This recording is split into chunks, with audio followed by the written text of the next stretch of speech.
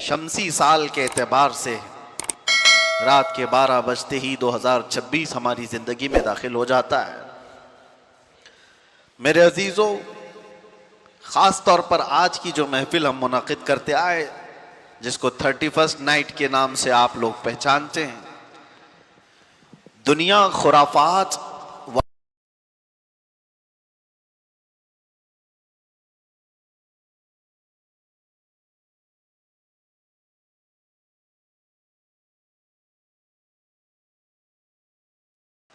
تقریباً ایک رات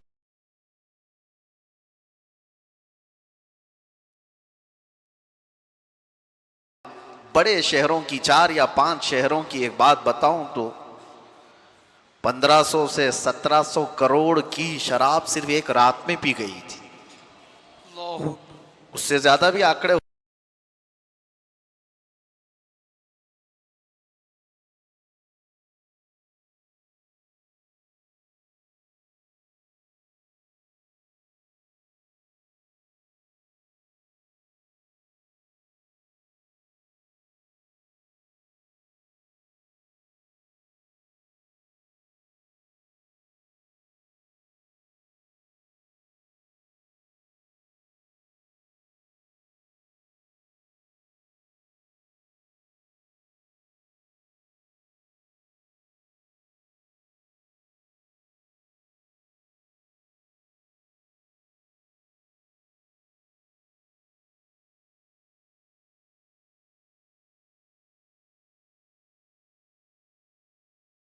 لوگ کرتے ہوں گے چند جگہوں پر، اس سے کیا فرق پڑے گا؟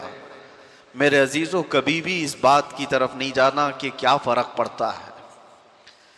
ہمیشہ یاد رکھنا، انقلاب کسی ایک سے بھی آ سکتا ہے۔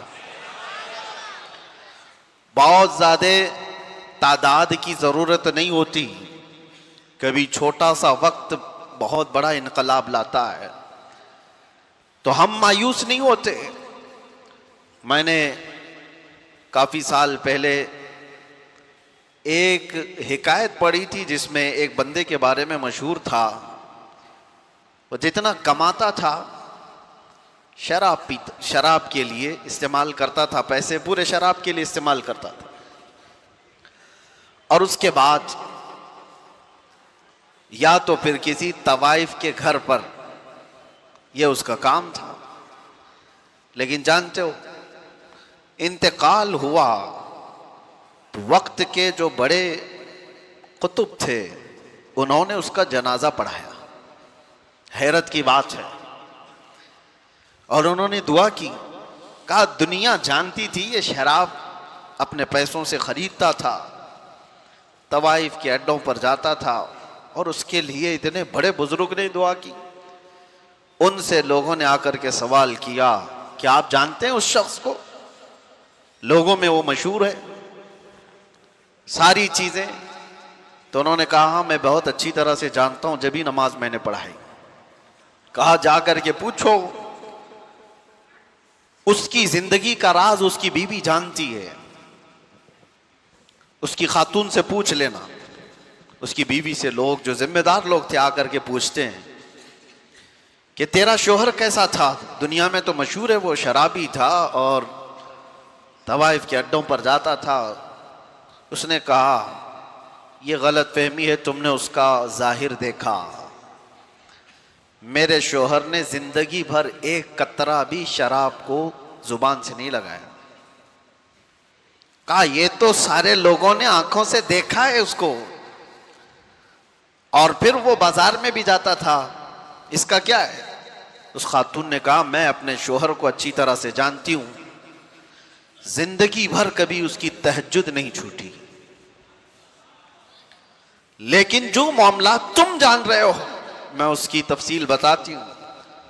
میرے شوہر ہمارے گھر کا مختصر خرچہ رکھ کر اپنی کمائی کا پورا حصہ جا کر شراب خریدتا تھا، اور خریدتا تو شروع میں نے بھی اس کا ویرودھ کیا تھا، مخالفت کی تھی، لیکن اس نے جب مجھے بتایا، روزانہ شراب خرید کر کے لاتا اور گٹر میں بہا دیتا تھا، اور اس کے بعد کچھ پیسے بچائے ہوتے کسی بازار میں جاتا اور رات بھر کے کسی کو پیسے دے کر کے اس کی چوکھٹ پر بیٹھ جاتا تاکہ دوسرا کوئی آ نہ سکے.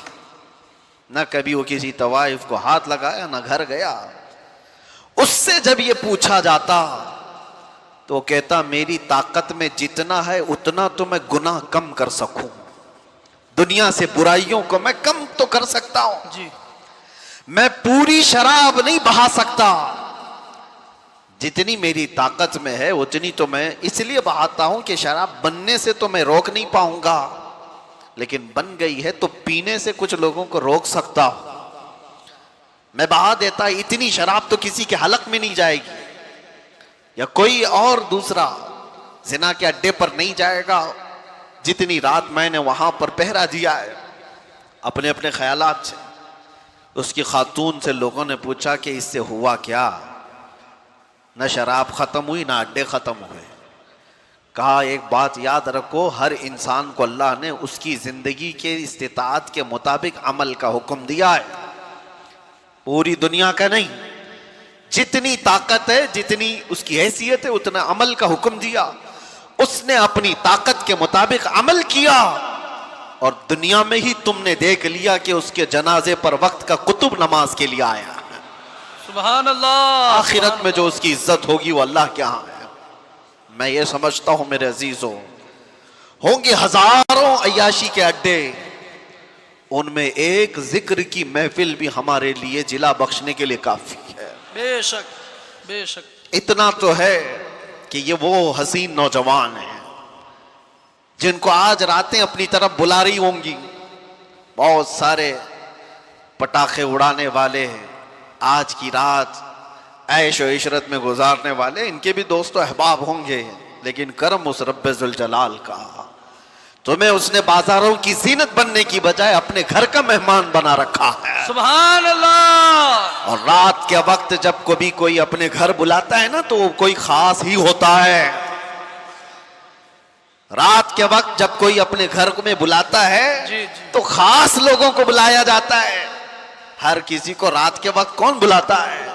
اور یہاں ممبئی میں رات کے 12 بجے کوئی مسجد میں اتنی بھیڑ, ممبئی جیسے شہر میں جہاں گناہوں کی صبح ہوتی ہے شام کے بعد, یہاں دن طلوع ہوتا ہے گناہوں کا رات شروع ہوتے ہی, لیکن ان تاریک راتوں میں ان نوجوانوں نے اس مسجد کو جو کھچا کھچ بھر دیا ہے, یہ تمہاری اپنی طاقت نہیں, یہ رب ذوالجلال نے رات کے اس حصے میں تمہیں اپنے گھر کا مہمان بنایا ہے. اور سنو حدیث پاک, میرے آقا صلی اللہ علیہ وسلم فرماتے ہیں جب رب تبارک و تعالیٰ کسی کے ساتھ بھلائی کا ارادہ فرماتا ہے تو اسے اپنے مسجد کا راستہ دکھا دیتا ہے. تو یہ یقین ہو گیا کہ یہاں جتنے آئے ہیں ان کے ساتھ اللہ نے بھلائی کا ارادہ کیا ہے. اور آنے کے بعد جانے سے پہلے رب ذوالجلال سے اتنا عرض کر دینا کہ مولا میں اپنی طاقت اور استطاعت سے نہیں آیا تھا, تیرے بلاوے سے آیا, تو نے بلایا, تیرے بلاوے اور فضل پہ آیا, اب میرے مانگنے سے مجھے آخرت میں جنت عطا کرتے. مانگنے پر اللہ تبارک و تعالی راضی ہوتا ہے. عزیزان گرامی, ہزاروں محفلیں جس طرح کی بھی ہو رہی ہوں باہر عیش و عشرت کی, کون کون سی پارٹیاں ہو رہی ہوں گی, لیکن ہر وہ پارٹی جو گناہوں کی سیج پر سجائی جاتی ہے دھبے چھوڑ کر کے جاتی ہے, زخم چھوڑ کر جاتی ہے. زندگی کے ان لمحات کو جس نے برباد کیا ہے, میں آج اسی پر گفتگو کرنا چاہوں گا. میں نے آیت بھی آپ کے سامنے سورہ حشر کی یہ تلاوت کی. اللہ تعالیٰ فرماتا ہے یا ایھا الذین آمنوا اتقوا اللہ ولتنظر نفس ما قدمت لغد, اے ایمان والو اللہ سے ڈرو اور دیکھو کہ قیامت کے لیے تم نے کیا بھیجا ہے, تم کیا انویسٹ کیے اس دنیا میں. آج تمہارے پاس وقت ہے, تم آگے کے لیے اپنے وقت میں کیا کام کر چکے ہو, یہ قرآن تمہیں جھنجھوڑ کر کہہ رہا ہے. اے نوجوانوں, میں آپ کو بتاؤں, اللہ کے رسول صلی اللہ تعالیٰ علیہ وسلم فرماتے ہیں کہ 2 نعمتیں ایسی ہیں جس میں اکثر لوگ خسارے میں رہتے ہیں. اکثر لوگ 2 نعمتوں میں یہ خسارے میں ہوتے ہیں یا اس سے جاہل ہوتے ہیں یا اس سے غفلت برتتے ہیں؟ وہ دو نعمتیں کیا ہیں؟ حدیث پاک رسول کریم صلی اللہ علیہ وسلم فرماتے ہیں الصحت والفراغہ، صحت جو اللہ نے تمہیں تندرستی دی ہے یہ ایک نعمت، اس کو آدمی ہلکے میں لیتا ہے۔ دوسری وقت کی نعمت، جو وقت تمہیں آج دیا گیا ہے یہ وقت جیسی گزرتا ہے واپس کبھی نہیں آتا، کبھی نہیں آتا۔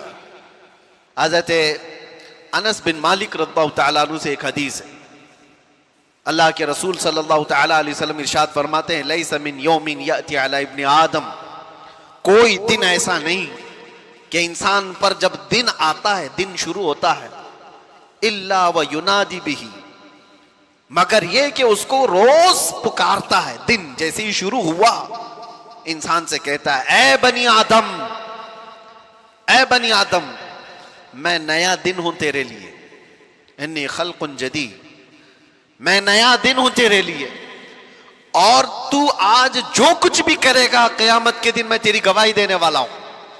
روزانہ ہر دن ہماری زندگی میں یہ کہتا ہے، اور حضور فرماتے ہیں رات بھی یہی کہتی ہے، جیسی رات طلوع ہوتی ہے انسان سے وہ کہتی ہے اے بنی آدم میں نئی رات ہوں تیری زندگی میں۔ یہ آج جو رات ہے یہ کیا پہلے کبھی آئی تھی آپ کی زندگی میں؟ آج 31 دسمبر 2025، یا اس سے پہلے کبھی آیا تھا یہ دن؟ گزر جانے کے بعد کبھی اور آئے گا؟ نہیں آئے گا۔ گیا وقت پھر ہاتھ آتا نہیں، صدا دور دورہ دکھاتا نہیں۔ دو نعمتیں جس میں اکثر لوگ خسارے میں ہیں وہ یہ دو نعمتیں ہیں اللہ کی دی ہوئی، صحت اور وقت۔ اور وقت کو برباد کرنے والے وہ لوگ ہیں جو عیاشیوں میں آج مبتلا ہیں۔ وقت کو جنہوں نے غنیمت نہیں سمجھا، ہم نے زندگی میں بھی بہت سارے ایسے لوگوں کو تڑپتے ہوئے دیکھا ہے۔ اے نوجوانوں ذرا بوڑھوں سے پوچھ لو ان کی جوانی کا کیسا آج ان کو، جوانی کا وقت جو گزرا ہے ان کو آج کیسا پریشان کرتا ہے وقت، کہ کاش ہم یہ کر لیے ہوتے، کاش ہم یہ کر لیے ہوتے۔ بڑھاپا پورا کاش میں گزر جاتا ہے، کیونکہ وہ واپس کسی نے آج تک جوانی پلٹا کر نہیں دی۔ ایک بات یاد رکھو کہ جو وقت ہم سے گزر رہا ہے، نوجوان بچوں سے خاص طور پر، کہ اللہ تعالیٰ نے بہت بڑی نعمت تمہیں عطا کی۔ اور ایک حدیث میں آپ کو سناؤں، اللہ کے رسول صلی اللہ علیہ وسلم فرماتے ہیں اغتنم خمسا قبل خمس، 5 چیزوں کو 5 چیزوں سے پہلے غنیمت جانو۔ وہ 5 چیزیں کیا ہیں؟ حضور پاک صلی اللہ تعالیٰ علیہ وسلم فرماتے ہیں شبابک قبل حرمک، تمہاری جوانی کو غنیمت سمجھو، بڑھاپا آنے سے پہلے ہے۔ بڑھاپا وہ نہیں کر پائے گا جو جوانی کرتی ہے۔ حضور فرماتے ہیں صحتک قبل سقمک، تمہاری جو تندرستی ہے اس کو غنیمت جانو بیمار ہونے سے پہلے۔ کبھی ہاتھ اٹھا کر دیکھو، کبھی پیر چلتے ہوئے دیکھو تو اللہ کا شکر کرو کہ مولا ہاتھ سلامت ہے چل رہا ہے، پیر سلامت ہے چل رہے ہیں۔ آنکھوں سے آج دیکھ رہے ہو، کتنے ایسی ہیں جن کی آنکھیں چلی گئی ان کو کالا اور سفید بھی نہیں معلوم، دن اور رات کے بدلتے ہوئے اجالے اور اندھیریاں کچھ نہیں خبر۔ میرے عزیزوں دانت سلامت ہیں، کھا پا رہے ہو، ان لوگوں سے پوچھو جن سے روٹی کا ایک لقمہ بھی اندر نہیں جاتا۔ صحت اللہ تعالیٰ نے جو تمہیں دیا ہے۔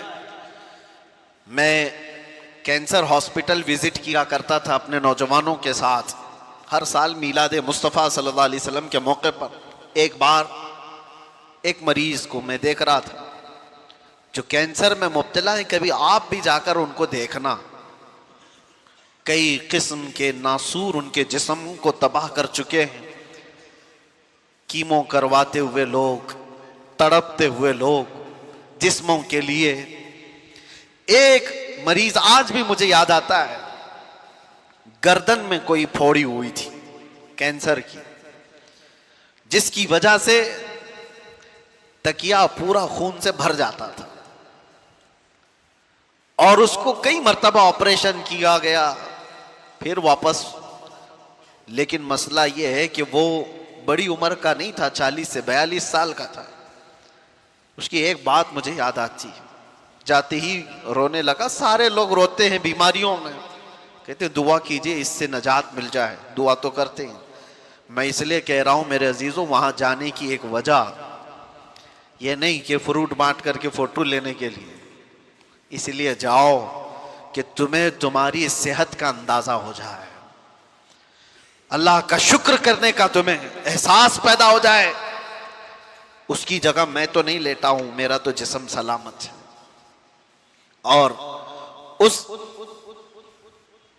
آدمی نے مجھ سے کہا تھا کہ حضرت مجھے صرف اس بات کا دکھ ہوتا ہے کہ میں سر اٹھا نہیں پاتا. جیسے ہی سر اٹھائیں گے یہ پھوڑی پھر سے خون رسنا شروع کر دیتی ہے. کینسر کی پھوڑی ہے, ہلا بھی نہیں پاتا. اس لیے دکھ ہوتا ہے کہ جوانی میں میرے پاس اچھا وقت تھا, آج شدت سے خواہش ہوتی ہے کہ اللہ کی بارگاہ میں ایک سجدہ کر لوں, مجھے اس کی مہلت نہیں ہے. میں سجدہ کرنے جیسا بھی نہیں رہ گیا. ہم نے کہا اشارے سے تم اپنی نماز پڑھ لو, اللہ کے ہاں قبول ہے. لیکن وہ کہتا ہے شدت سے خواہش یہ ہے کہ پیشانی اس کی رب کے حضور ٹیک تو دوں ایک بار, میری اتنی بھی استطاعت نہیں. وہ بات مجھے آج تک لگی ہوئی ہے. میرے عزیزوں, صحت تمہاری اتنی بڑی نعمت ہے کہ جب یہ تم سے ختم کر لی جائے تو سوائے کاش اور پچھتاوے کہ کچھ نہیں رہتا. ہمارے پاس کوئی چیز نہیں رہتی. نوجوانوں نے اس کو ہلکے میں لیا ہے, صحت کو برباد کرتے ہیں. اور نبی کریم صلی اللہ تعالی علیہ وسلم نے تیسری چیز کیا فرمائی؟ آپ صلی اللہ تعالی علیہ وسلم فرماتے ہیں غناک قبل فقرک. آج اللہ نے تمہیں تونگری دی ہے, مال و دولت عطا کیا ہے, تو محتاجی آنے سے پہلے اس مال کی غنیمت کو سمجھو. اس پہ عیاشی مت کرو, اس کو برباد مت کرو. ایسے محتاج ہو جاؤ یہ کہ پھر ہم نے ایسے لوگوں کو بھی دیکھا ہے جن کے پاس تھیلے بھر بھر کر پیسے رکھنے کی داستانیں سنائی جاتی تھی, لیکن آج ان کی حالت یہ ہے کہ پڑوسیوں سے روٹی مانگ کر کھانا پڑتا ہے. یہ میں مبالغہ نہیں کر رہا ہوں, دیکھی ہوئی باتیں ہیں. کب تمہاری یہ تونگری, تمہارا یہ مال ضائع ہو جائے تمہیں اندازہ بھی نہیں. سال بھر میں کروڑ پتی روڑ پتی بن جاتے ہیں. تمہارے پاس اللہ تعالیٰ نے غنا عطا کیا ہے تو یہ عیاشی کے لیے نہیں, بربادی کے لیے نہیں ہے, فضول خرچی کے لیے نہیں ہے. اور میں آج ہی, جیسے کہ آج عرس نوری بھی ہے حضور سیدنا ابو الحسین احمد شاہ نوری رحمۃ اللہ تعالی علیہ, حضور احسن العلماء رحمۃ اللہ تعالی علیہ کا ایک قول جو ان کے صاحبزادوں سے نقل ہے, فرماتے کہ آپ فرماتے تھے جو بندہ مال آنے کے بعد نہیں ڈگمگایا وہ اللہ کا محبوب ہے. اور ایسا بہت کم ہوتا ہے, ایسا بہت کم ہوتا ہے. تلوار سے جو ڈرایا جاتا ہے, مثال کے طور پر میں آج یہ بات بہت سارے لوگوں سے کہتا ہوں, آزمائش دو طرح کی ہوتی ہے. ہمیں ڈرا کر کے کوئی یہ کہے دین چھوڑ دے, ہم تو نہیں ڈرنے والے, کیا کر لے گا, تلوار گردن پہ رکھتا ہے, پھانسی پر لٹکاتا ہے, سب کے لیے تیار ہے. یہ پراؤڈ فیل ہوتا ہے. آپ بھی اس چیز کا احساس رکھتے ہوں گے, میں ہر تکلیف کو گوارا کر لوں گا. اور ہم نے ایسے بچوں کو دیکھا بھی ہے, قید کی حالت میں بھی دیکھا ہے, جنہوں نے بہت سختیاں برداشت کی لیکن ٹس سے مس نہیں ہوئے. اس زمانے کی بات, ایک آزمائش یہ ہے کہ ظالم تمہیں تلوار دکھا کر, چاقو دکھا کر, پھانسی کا پھندا دکھا کر کے ڈرائے اور تم یہ کہو کہ نہیں, میں اپنے دین سے بالکل روگردانی نہیں کر سکتا, میں اپنے نبی پاک سے تھوڑی دیر کے لیے بھی غداری یا بے وفائی نہیں کر سکتا. ہو سکتا ہے آپ سب کا ایمان ایسا ہو, لیکن دوسرا ایک امتحان ہے, وہ اس سے ڈینجر ہے. دنیا تلوار دکھا کر کے جو امتحان لیتی ہے وہ چھوٹا امتحان ہے. مال اور حسن دکھا کر کے جب امتحان لیا جاتا ہے تو اچھے اچھے تقوی والے بھی بھسم ہو جاتے ہیں. وہ کب نکل گئے پتہ ہی نہیں چلتا. مال کی لالچ انسان کا ضمیر خرید لیتی ہے، مال کی لالچ انسان کا ایمان خرید لیتی ہے۔ اس لیے میرے عزیزو یہ ہلکی بات نہیں ہے۔ تمہیں اللہ تبارک و تعالیٰ نے غنا دیا ہے، مال دیا ہے، تو بربادی کے لیے نہیں، اس کی قدر کرو۔ ایک ایک چیز، اور ایک حدیث ہے اللہ کے نبی صلی اللہ تعالیٰ علیہ وسلم فرماتے ہیں 4 چیزیں ایسی ہیں جب تک انسان قیامت کے دن ان 4 کا جواب نہیں دے گا اسے قدم بھی ہٹانے کی اجازت نہیں ہوگی۔ لا تزول قدما عبدہ حتی یسأل عن 4، فرمایا کہ 4 چیزیں ایسی ہیں کہ قدم بھی نہیں ہٹائے گا قیامت کے دن جب تک ان چیزوں کا جواب نہیں دے گا۔ وہ 4 چیزوں میں سب سے پہلا سوال اللہ تعالیٰ فرمائے گا کہ میں نے تجھے جوانی دی تھی، کہاں خرچہ کیا؟ تمہیں وقت کا حساب دینا ہوگا، تمہیں بتانا ہوگا۔ اور فرماتے ہیں تفسیر میں مفسرین کہ صرف ایک سوال کے جواب میں کئی لوگوں کے 400 سال لگ جائیں گے، 500 سال لگ جائیں گے۔ جوانی کا پائی پائی کا حساب پوچھا جائے گا۔ آپ کیا سمجھتے ہو؟ بہت سارے نوجوان یہ سمجھتے ہیں کہ ہمیں جو وقت ملا ہے یہ ہمارا گولڈن ایرا ہے، اس میں عیاشی کے لیے ہر طرح کے سامان ہمارے پاس ہیں۔ مولانا جب عبادت کرنے کا وقت آئے گا کر لیں گے۔ بہت سارے لوگ تو یہ سمجھتے ہیں جب وقت آئے گا تو توبہ بھی کر لیں گے، اللہ کی بارگاہ میں بھی آ جائیں گے۔ یاد رکھو بڑھاپا سب کو نہیں دیا گیا ہے۔ کتنے جنازے جوانی میں چلے گئے، کتنے تو قبروں میں جوانی کا شباب دیکھنے سے پہلے سو گئے۔ یہ سب سے پہلا سوال قیامت کے دن تمہیں جواب دینا ہے، ہمیں بھی دینا ہے۔ جوانی کہاں پر بتائی تم نے؟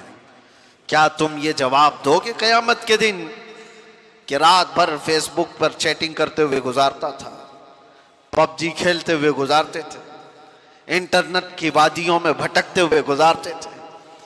بلکہ اب کے دور میں تو سوال اور بھی سخت ہو گیا ہم سب کے لیے۔ تم دین بھی سیکھ سکتے تھے اسی موبائل سے، تم بہت کچھ علم حاصل کر سکتے تھے اسی ذریعے سے، اور تم نے اس ساری چیزوں کو صرف اپنے تفریح کے لیے، اپنی طبیعت کی خوشی کے لیے استعمال کیا، اس کے علاوہ کچھ نہیں۔ مجھے بتاؤ گھنٹوں ریل دیکھنے سے تمہارے کیا چیز میں اضافہ ہوا؟ صرف انٹرٹینمنٹ۔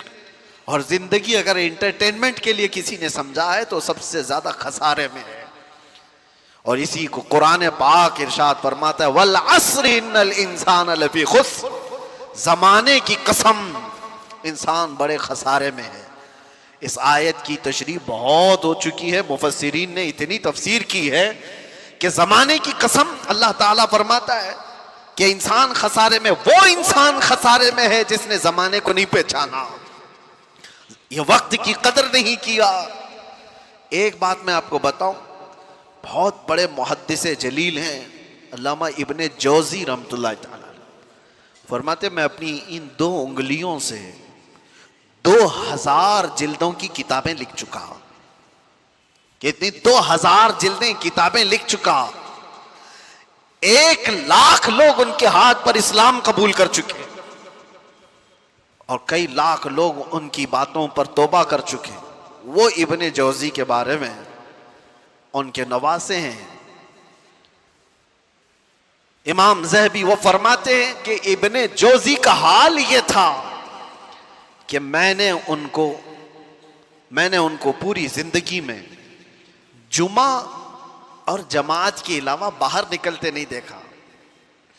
یہاں تک کہ حضرت ابو داؤد طائی ایک بڑے صوفی بزرگ ہیں، فرماتے ہیں وہ چورا کھاتے تھے۔ چورا سمجھتے ہیں؟ یعنی کسی چیز کو پورا چور کر کے سالن میں بھگو دیا جائے، اکثر وہ کھاتے تھے۔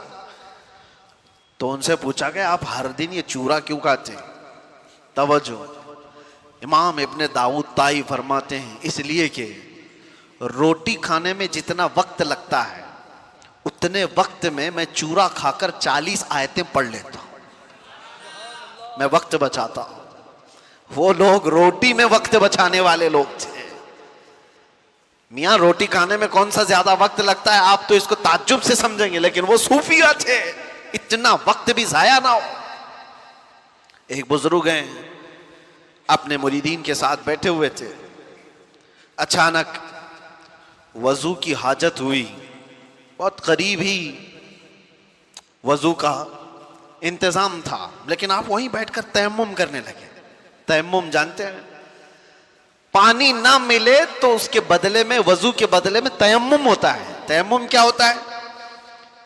دونوں ہاتھوں کو زمین پر مارا، چہرے پر مسح کیا، پھر دونوں ہاتھوں کو زمین پر مارا اور ہاتھوں کو مسح کیا، یہ وضو کے قائم مقام ہو گیا، وضو کے برابر ہو گیا۔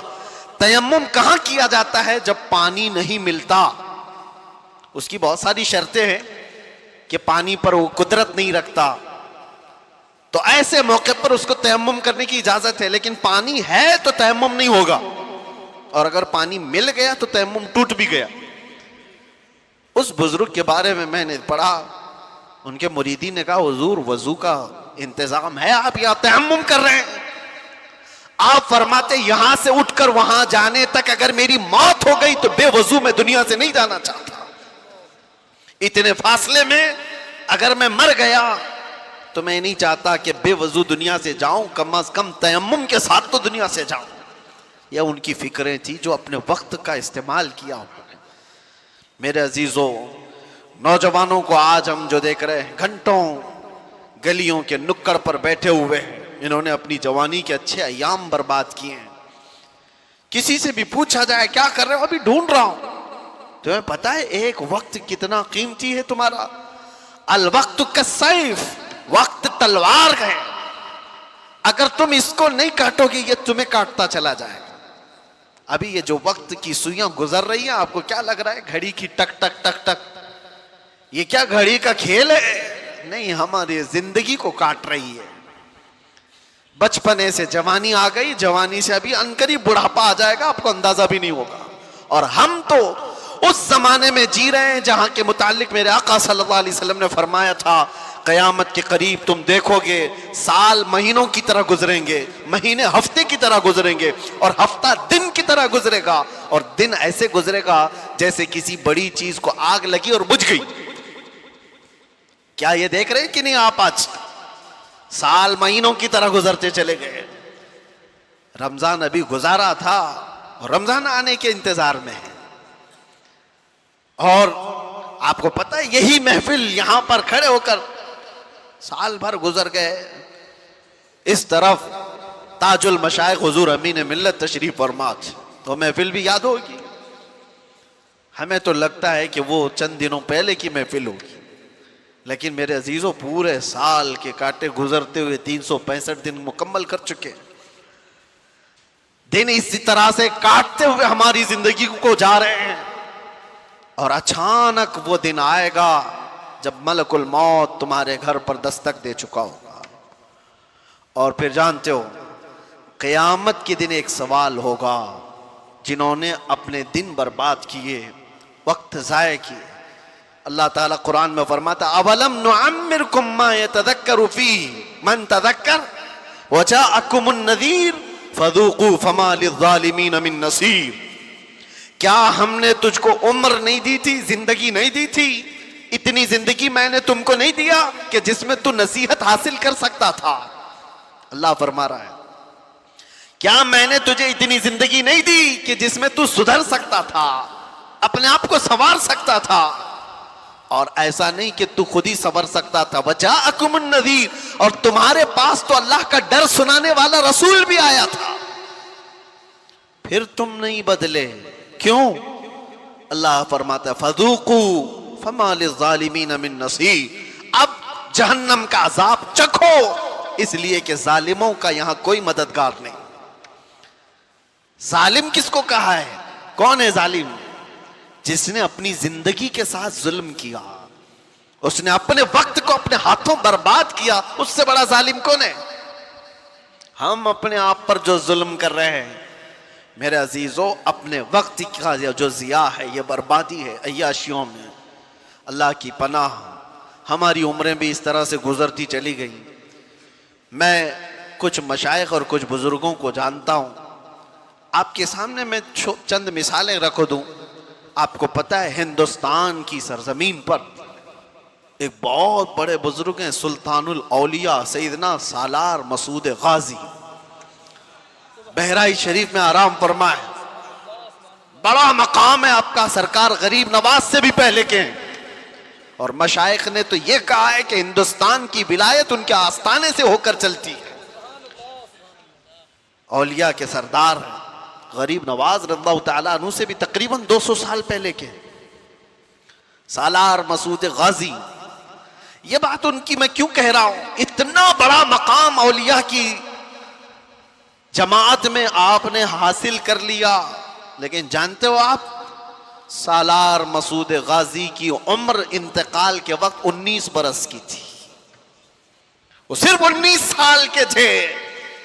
19 سال کے نوجوان کو سلطان الاولیاء کا لقب ملا. زندگی کیسی گزاری. 19 سال میں تو جوان یہاں ابھی ایسے لگتے جیسے ابھی دودھ چھوڑا ہوا ہے، اسے کچھ خبر نہیں. اور آپ کو پتا ہے ہندوستان کی سرزمین پر سب سے پہلا لشکر لے کر آنے والا محمد بن قاسم کس لیے آیا تھا؟ 10,000 کا لشکر لے کر صرف اسلامی بہنوں کی عزت بچانے کے لیے آیا تھا. راجہ طاہر سنگھ ایک ظالم بادشاہ تھا، اس کے گنڈوں نے کچھ عورتوں کو قبضہ میں لیا اور ان کا مال لوٹ لیا تھا. ان عورتوں نے آواز لگائی تھی کہ ہے کوئی ہمارا بھائی جو ہماری مدد کرے ہندوستان سے. تو اس وقت کچھ عرب کے تاجر یہاں پر تجارت کے لیے آئے تھے. انہوں نے یہ معاملہ دیکھا تو واپس جا کر اس وقت گورنر جو اس وقت تھا حجاج بن یوسف اس کے زمانے میں، وہ لوگ واقعہ سنا رہے تھے. تو اسی واقعہ سنانے کے دوران دربار میں یہ نوجوان محمد بن قاسم جو بھتیجا ہے گورنر کا گزر رہا تھا. سن کر اسے بڑا شاق ہوا. پھر اپنے چچا سے کہا چچا جان مجھے اجازت دے، میں ہندوستان جاتا ہوں. کہا تو نے دیکھا ہندوستان تقریباً 4,000 کلومیٹر دور ہند کی وادیاں دیکھا نہیں؟ اس نے کہا اللہ کی مدد آئے گی، میں لشکر لے کر جاؤں گا. اور وہ آیا بھی. اور اس کے بعد راجہ طاہر سنگھ کو اس نے مخاطب کر کے کہا تھا محمد عربی کے شیر ہیں ہم اور ہم مقابلے کے لیے آئے ہیں. اس کے بعد 3 دن کی لڑائی کے بعد گنڈے بھی راجہ بھی سب تتر بتر ہو گئے. اس محمد بن قاسم نے پہلی بار پرچم اسلام لہرایا تھا. اور ہماری نئی پنڈتوں کی لکھی ہوئی کتابوں میں بھی محمد بن قاسم کی تعریف ایسی لکھی گئی ہے کہ ہم نے کسی ایسے جرنیل کو نہیں دیکھا جتنے انصاف کے ساتھ محمد بن قاسم نے اپنا پرچم لہرایا تھا. کسی پر ظلم نہیں کیا، محبتوں کے ساتھ لوگوں میں ایمان کی دعوت دی. سوچئے آپ محمد بن قاسم جو اپنی بہنوں کی عزت کے لیے، اس کے سگی بہنیں کیا ہیں تو دور، اتنے دیش دور رہنے والی پیڑتائیں مظلومائیں، ان کی مدد کے لیے وہ وہاں سے چل کر آیا، جنگ بھی کیا، بہنوں کو آزاد بھی کرایا اور ساتھ ہی ایمان کی دولت بھی تقسیم کیا لوگوں میں. لیکن اس کا انتقال ہوا تھا محمد بن قاسم کا 21 سال کی عمر تھی. اپنے گریبان میں جھانک کر دیکھو، 21 سے گزرے ہوئے بھی ہم بہت ہیں. 21 سال کی جوانی میں جو اتنا بڑا قدم اٹھا کر آیا ہو، اس کے پاس وقت کی قدر و قیمت تھی. یہ وہ لوگ ہیں جنہوں نے دنیا میں تاریخ رقم کر دی. 21 سال میں وہ تو دنیا سے جا چکا. میرے عزیزوں، محمد بن قاسم اپنی بہنوں کی، اور وہ بھی سگی نہیں، آہو بکا کو سن کر برداشت نہ کر سکا اور وہاں سے آ گیا. یہاں پڑوس کی بہنوں کی عزت لوٹی جاتی ہے، کسی کے کانوں پہ کچھ نہیں ہوتا. کیوں؟ سیلفش ہو گئے. ہمیں کوئی چیز جگاتی نہیں ہے. نوجوانوں، آج تو حالات یہ ہے کہ ہمیں یہ تو پتا ہوتا ہے کس کے گھر کی بیٹی بھاگ گئی، لیکن یہ نہیں پتا ہوتا کہ کس کے گھر میں بھوکا سو رہے لوگ، کس کا باپ اپنی بیٹی کی شادی کے لیے ترس رہا ہے. یہ خبر کہاں ہوتی ہے؟ نوجوانوں نے اپنی زندگیاں کس لیے رکھی ہیں؟ میں محمد بن قاسم کی بات آئی ہے تو آپ سے کہہ رہا ہوں، ارے 21 سال کی جوانی میں تم تو آج بائک رائیڈنگ کے لیے استعمال کر لیتے ہو، اور اکثر تو ایسے کہ ان نوجوانوں نے صرف فیشن کے لیے جوانی کو استعمال کرنا شروع کیا۔ میرے استاد گرامی فرمایا کرتے کہ حضور سرکار مفتی اعظم ہند رضی اللہ تعالیٰ عنہ، آپ کی عمر 90 سال کے اوپر ہو چکی تھی۔ حضور میرے استاد علامہ بہاء المصطفیٰ صاحب ادام اللہ اقبالہ فرماتے، سرکار مفتی اعظم ہند رحمۃ اللہ تعالیٰ علیہ کے پاس ہم بیٹھتے 90 سال کی عمر میں، وہ کہتے تھے کہ مجھے پتہ ہی نہیں چلا میری جوانی کب آئی اور کب گئی۔ یہ بات وہ بندہ کہہ سکتا ہے جس نے جوانی کے مزے نہیں چکھے ہوں، یہ وہ کہہ سکتا ہے جس نے جوانی کے انگاروں سے لطف نہ اٹھایا ہو۔ وہ فرماتے مجھے خبر ہی نہیں کہ کب جوانی آئی اور کب چلی گئی۔ بڑھاپے میں لوگ سدھر جاتے، مسجدوں کی طرف آ جاتے، یہ الگ مسئلہ ہے، لیکن جوانی کے وقت کوئی یہ کہے مجھے خبر ہی نہیں ہوئی جوانی کی، وہ بہت عظیم لوگ ہیں۔ میرے عزیزو، نوجوانی جو اللہ کے نبی صلی اللہ علیہ وسلم نے تمہیں فرمایا غنیمت جانو بڑھاپا آنے سے پہلے، صحت کو غنیمت جانو تمہاری بیماری سے پہلے، اپنی تمنگری کو، اپنی مالداری کو غنیمت جانو بھکاری ہونے سے پہلے، محتاجی آنے سے پہلے، فقر آنے سے پہلے۔ اور حضور پاک صلی اللہ تعالیٰ علیہ وسلم نے یہ بھی فرمایا وقت کو غنیمت جانو قبل فراغ کا، یعنی تمہارے پاس آج جو وقت، آج الفراغت قبل مشغولیت، یعنی تمہارے مشغول ہونے سے پہلے کسی چیز میں تم کو ایسا بیزی کر دیا جائے گا کہ تمہیں خبر بھی نہیں ہوگی۔ آج خالی وقت ہے تو اس میں کچھ کر جاؤ۔ ذکر و اذکار کی یہ جو محفلیں ہیں یہ انویسٹمنٹ ہے تمہارا، بعد میں شاید ہو سکتا ہے کسی ایسی چیز میں لگ گئے وقت ہی نہیں ملتا۔ کتنے ایسے لوگ ہیں، میں آپ کو بتاؤں، سیدنا یحییٰ علیہ السلام اللہ کے نبی آدھی روٹی کھاتے تھے روزانہ اور رات بھر کھڑے ہوتے تھے، رات بھر عبادت کرتے تھے۔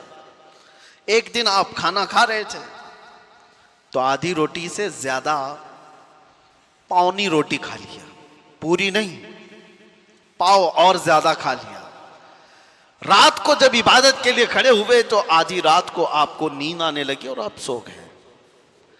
فجر میں اٹھے تو رب تبارک و تعالیٰ کی طرف سے ندا آئی، اے یحییٰ پاؤ روٹی نے تجھ کو مجھ سے دور کر دیا۔ آدھی کھاتے تھے اور پوری رات کھڑے ہو کر مجھ سے مناجات کرتے تھے، زیادہ روٹی نے تمہیں تھکا دیا یا پھر سلا دیا۔ میں آج یہ کہہ رہا ہوں کتنے ایسے نوجوان جو ہمارے ساتھ مسلسل پابند صلاۃ تھے، نمازیں پڑھتے تھے، کچھ ایسے ایام آئے کہ وہ دکھتے ہی نہیں۔ پھر وہ محفلوں میں بھی سیر محفل بیٹھنے والے حاضر باش لوگ، پوچھا گیا کہاں ہو، دکھتے ہی نہیں۔ کہا کیا کروں، جاب سے ٹائم ہی نہیں ملتا، کیا کروں، بزنس ایسا ہو گیا ہے کہ وقت ہی نہیں ملتا۔ اسی لیے اللہ کے نبی صلی اللہ علیہ وسلم نے فرمایا تمہارے پاس جو آج وقت ہے، تمہارے مشغول ہونے سے پہلے اس کو غنیمت جانو۔